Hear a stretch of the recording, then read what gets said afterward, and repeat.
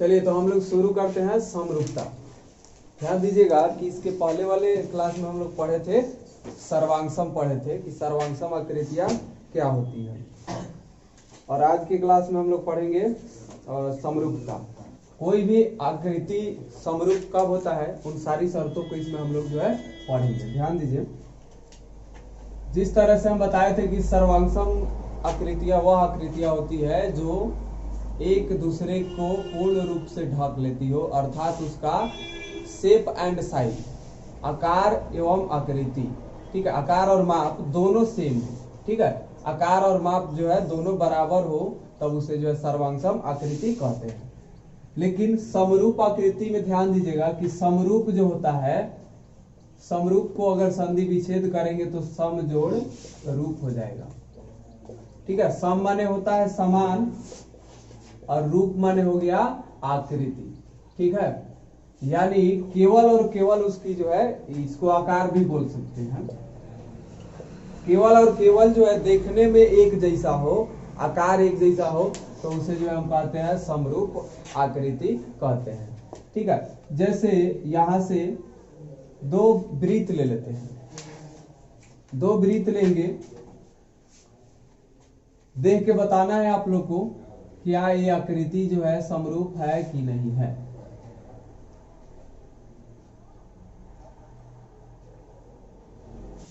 वे आकृतियां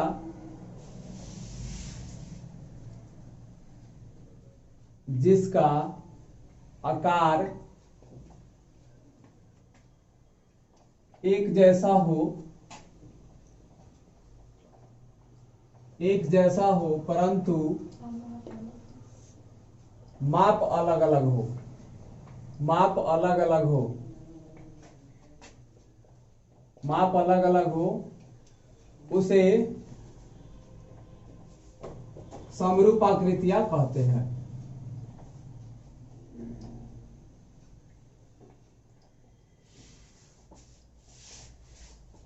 समरूप आकृतियां कहते हैं।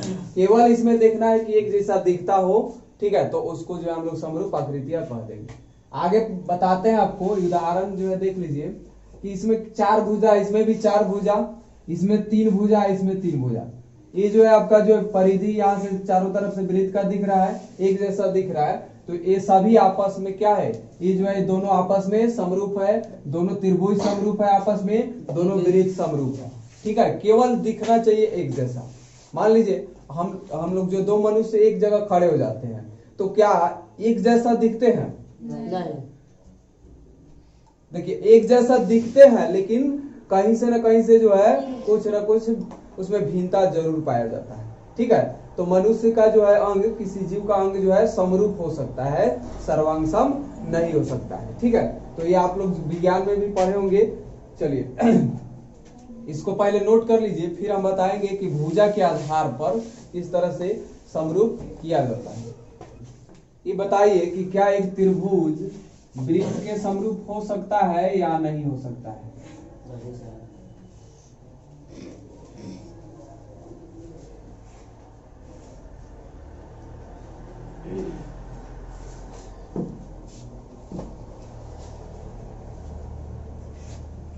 हो सकता है कि नहीं? एक त्रिभुज एक वृत्त के समरूप कभी नहीं हो सकता है, क्योंकि इसमें तीन भुजा है और इसमें परिधि होता है, ठीक है। तो ये जो है समरूप आकृति नहीं है। ये जो है आपका आयत है और ये वाला जो है वर्ग है। बताइए समरूप होगा कि नहीं होगा? ठीक है। तो इस तरह के जो है प्रश्न को हल करने के लिए हमें देखना पड़ेगा आगे देखेंगे कि भुजा के आधार पर आयत और वर्ग का प्रत्येक कोण क्या होता है, 90 डिग्री का होता है, समकोण होता है, ठीक है। इतना तो क्लियर है, सभी जो है 90 हो गया, बराबर है।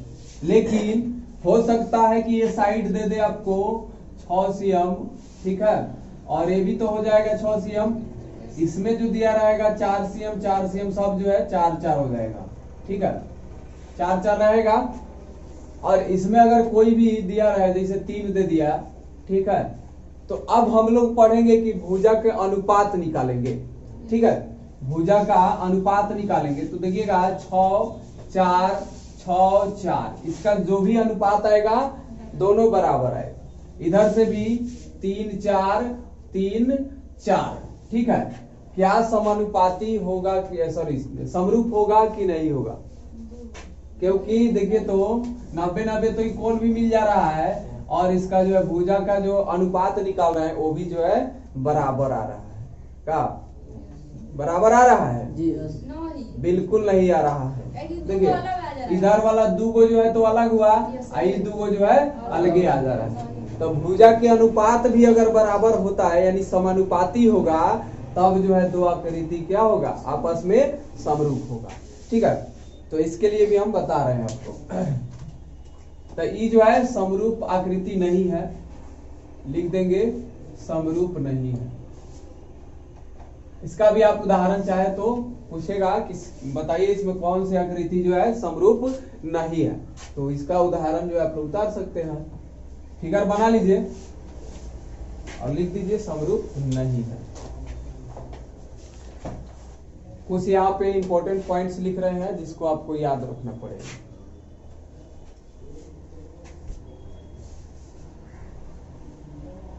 दो वृत्त समरूप होते हैं, दो वृत्त समरूप होते हैं, सभी वर्ग समरूप होते हैं, सभी वर्ग समरूप होते हैं,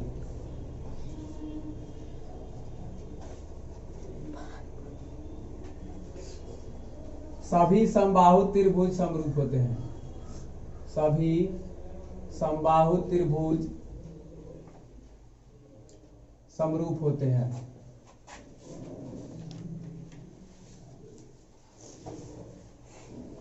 सभी समबाहु त्रिभुज समरूप होते हैं। समबाहु त्रिभुज आप लोगों को पता है कि क्या होता है? सभी भुजा आपस में बराबर होता है।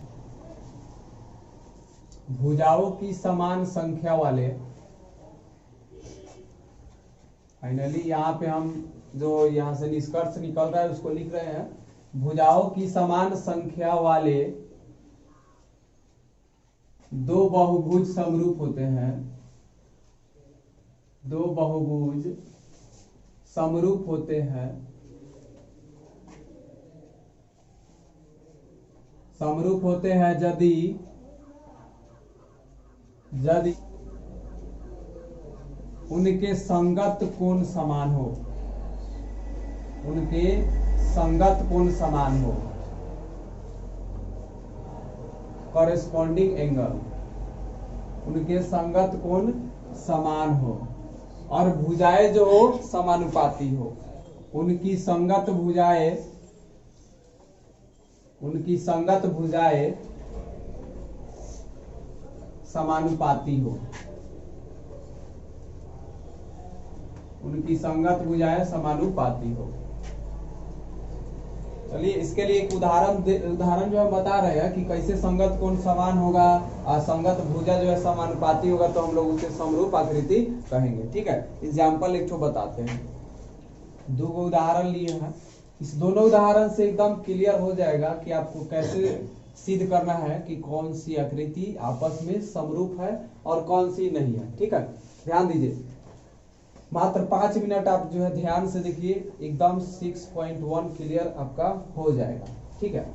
इसके बाद जो थ्योरम आएगा सिद्ध करेंगे हम लोग। तो इस पॉइंट पे ध्यान दीजिए कि भुजाओं की समान संख्या वाले दो बहुभुज समरूप होते हैं यदि उनके संगत कोण समान हो, संगत कोण समान हो और उनकी संगत भुजाएं समानुपाती हो, अर्थात एक ही अनुपात में, ठीक है।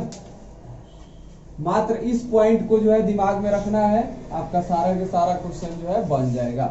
पहला तो आपको भुजा की संख्या गिन के देख लेना है कि क्या भुजा की संख्या दोनों में समान है या नहीं, वहीं से क्लियर हो जाएगा। देखो तो 4 भुजा है इसमें, इसमें भी कितना 1 2 3 4 भुजा, यहाँ भी देखेंगे तो 4 भुजा नजर आएगा। बिल्कुल जो है यहाँ क्लियर है, ठीक है, कि भुजा की संख्या जो है क्या है? समान है। तब अब हम लोग जो है शर्त क्या ढूंढेंगे कि उनके संगत कोण समान है या नहीं है, ठीक है। तो आइए देखते हैं इसका। चलिए ऊपर हम सोल्व करते हैं इसको, ध्यान दीजिएगा। 1 नंबर, इसमें भुजा की संख्या समान है, तो हमें देखना है संगत कोण, कॉरेस्पॉन्डिंग एंगल।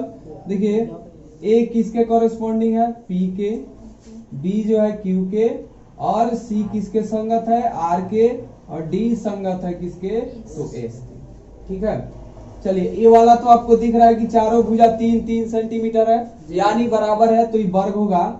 और इसका देख रहे हैं आमने सामने की भुजा बराबर है, तो जिसमें आमने सामने की भुजा बराबर होती है उसको क्या कहते हैं, आयत कहते हैं। उसका भी प्रत्येक कोण 90 डिग्री का होता है, तो दोनों में लिखेंगे। ठीक है, देखिए चित्र से कोण ए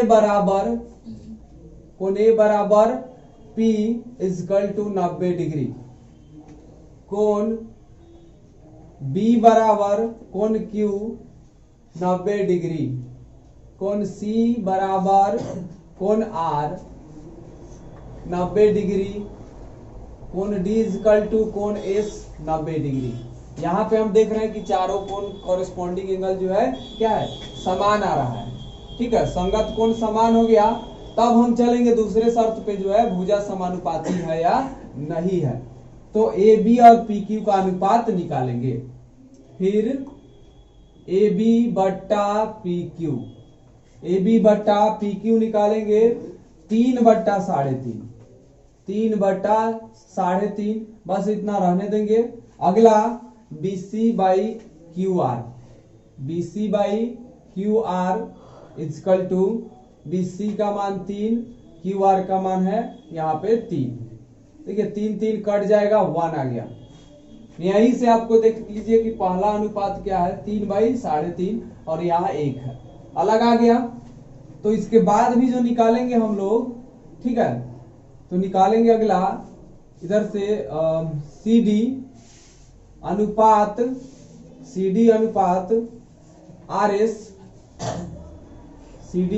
RS, तो 3/3.5 आएगा। ठीक है, फिर अगला निकालेंगे इसके बाद वाला, तो DA और इधर से SP, DA/SP। ठीक है, तो DA का वैल्यू कितना है, 3 है, और SP का वैल्यू भी कितना है, 3 है। देखिए 3 से 3 कट जाएगा, 1 आएगा। तो क्या अनुपात यहाँ पे बराबर है, तो नहीं है।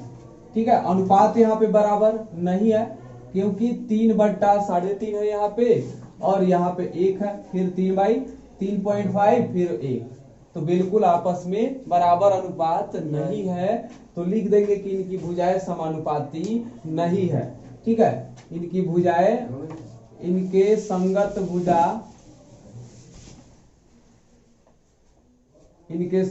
भुजाएं समानुपाती नहीं है, समानुपाती नहीं है।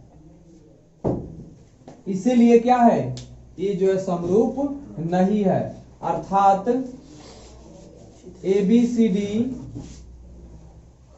वर्ग ABCD और आयत PQRS समरूप नहीं है, समरूप नहीं है, समरूप नहीं है। तो आप सीख गए, इसी से समझ में आ गया आपको कि कैसे समरूप करना है। ठीक है, दूसरा क्वेश्चन देखिए, दूसरा क्वेश्चन देखा जाए। दूसरा क्वेश्चन देखिए, फिर वही 4 भुजा, इसमें दूसरे क्वेश्चन में 4 भुजा है ना, इसमें भुजा की संख्या गिन लिए। तब आइए संगत कोण देखना है, और फिर जो है भुजा का अनुपात लिखिएगा आप फिगर से, यानी चित्र से। देखिए इसमें कोण A के संगत कौन है, P है। कोण A बराबर कोण P इजकल टू 105 डिग्री। ठीक है, दूसरा देखेंगे कोण B के संगत Q है। कोण B इजकल टू कोण Q कितना है, 100 डिग्री है। अगला देखिएगा C, कोण C इजकल टू यहाँ पे जो है R, कोण C इजकल टू कोण R हो जाएगा 70 डिग्री। फिर अगला देखेंगे कोण D इजकल टू S, कोण D इजकल टू S जो है 85 डिग्री है। अब संगत कोण तो यहाँ पे देख रहे हैं कि बराबर है। चलिए पहला शर्त का पालन किया, दूसरा देखते हैं। ठीक है, दूसरा देखिए, अब भुजा का अनुपात निकालते हैं। तो AB बट्टा PQ, यानी ए बी का अनुपात पी क्यू के साथ निकालेंगे। ए बी अनुपात पी क्यू, तो 1.5/3, 1.5/3, तो इसको काटिएगा तो ये आ जाएगा आपका 1/2, 1.5 दूनी 3 होता है। फिर अगला निकालिएगा BC by Q R, BC by Q are, ठीक है, BC बाई क्यू आर, तो BC का वैल्यू जो है 2.5 हो जाएगा, BC का वैल्यू 2.5 और QR का वैल्यू जो है 5.0। 2.5 दूनी 5 होता है, तो इसको भी काटेंगे तो 1/2 आ जाएगा। फिर अगला अनुपात लेंगे CD, CD बटा RS, CD बटा RS, तो CD का वैल्यू, चलिए तो CD बाई RS कितना 2.4, आई जो है 4.8, तो 4 दूनी 8, 2 दूनी 4, कितना आ जाएगा 1/2। अगला लीजिए DA बाई, अच्छा इधर लिख देते हैं, DA बट्टा क्या हो जाएगा SP, DA बट्टा SP, तो 2.1 और बट्टा 4.2, देखिए 2 दूनी 4 है, 1 दूनी 2, यानी कितना आएगा 1/2। अर्थात यहाँ पे देख रहे हैं कि सारे के सारे जो है भुजा का अनुपात जो है क्या आया 1/2। अर्थात लिख दीजिएगा AB बाई पी क्यू बराबर BC बाई क्यू आर बराबर CD बाई RS बराबर DA बाई SP बराबर हो जाएगा 1/2, यानी भुजा क्या है समानुपाती है। संगत कोण भी बराबर हुआ, भुजा भी समानुपाती हुआ, इसीलिए हम लोग कहेंगे कि ये दोनों आकृति क्या है समरूप है। अर्थात अतः ABCD चतुर्भुज ABCD और चतुर्भुज PQRS समरूप है, ठीक है, ABCD और PQRS समरूप है, यहाँ पे मैंने प्रूफ कर दिया, ठीक है। चलिए तो इसके ऊपर आपका 6.1 एक्सरसाइज कंप्लीट है। चलिए तो आज की क्लास यहीं तक, फिर जो है कल की क्लास में आगे पढ़ा जाएगा। चैनल पे जो नए होंगे सब्सक्राइब कर लेंगे और घंटी भी दबा देंगे ताकि नोटिफिकेशन मिलता रहे। चलिए वीडियो अच्छा लगे तो जो है लाइक कर दीजिएगा, शेयर करके जो है आगे भी बढ़ा दीजिएगा। जय हिंद, वंदे मातरम।